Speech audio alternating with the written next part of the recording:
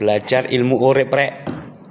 Ada beberapa ilmu urip atau ilmu kehidupan yang saya dapatkan dari beberapa guru saya dan juga beberapa orang yang berpengalaman dalam hal ini.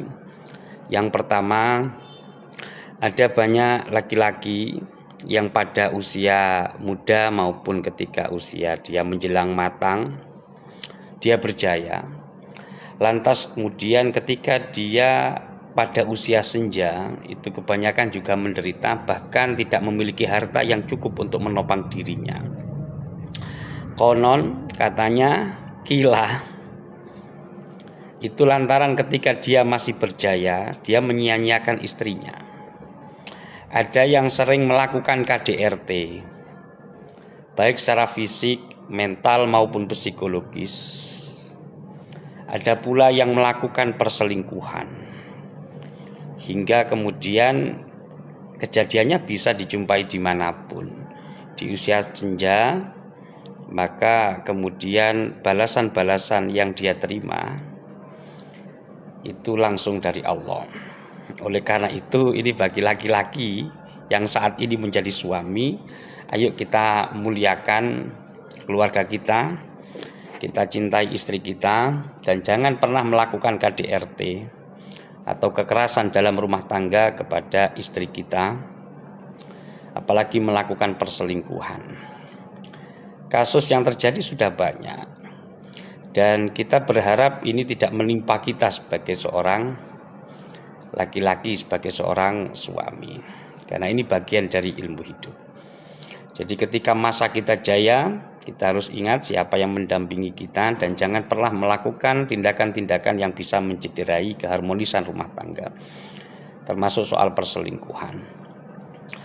Di satu sisi ada juga sesuatu yang menarik, yaitu beberapa orang yang menghindari perselingkuhan dan justru melakukan poligami atas izin dari istri. Sawang sinawang kata orang Jawa, itu kehidupannya justru lebih membaik ya. Walaupun tentu saja setiap keluarga, setiap rumah tangga memiliki masalah masing-masing. Oleh karena itu, mari kita hindari tindakan-tindakan yang sifatnya KDRT. Karena beberapa kali saya menjumpai beberapa kejadian yang semacam itu. Oleh karena itu, ayo wis ya, hindari tindakan-tindakan KDRT semacam itu. Ilmu urip yang kedua tetap berkaitan dengan masalah kehidupan rumah tangga. Apabila seseorang utang tanpa sepengetahuan pasangan dalam rumah tangganya, biasanya kesulitan untuk melunasinya.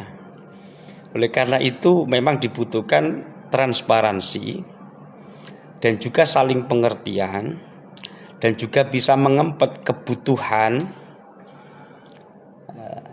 dalam rumah tangga. Artinya kita belanja sesuatu yang kita butuhkan, bukan yang kita inginkan, dan setidaknya hal ini bisa untuk menjadi palang pintu agar tidak terjadi kebablasan di dalam soal manajemen keuangan.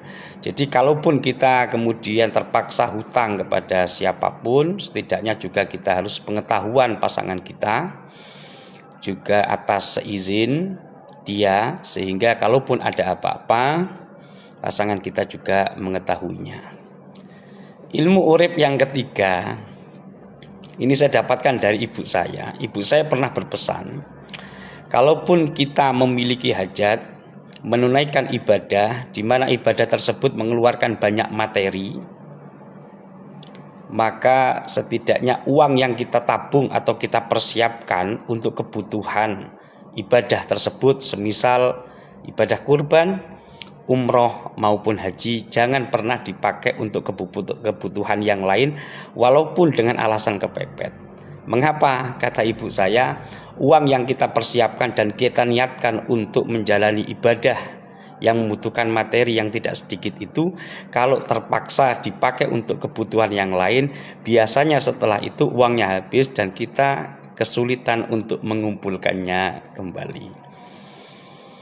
Jadi itu saja yang dapat saya sampaikan. Ini sudah azan Isya. Terima kasih rek. Belajar ilmu urip lanjut besok yo.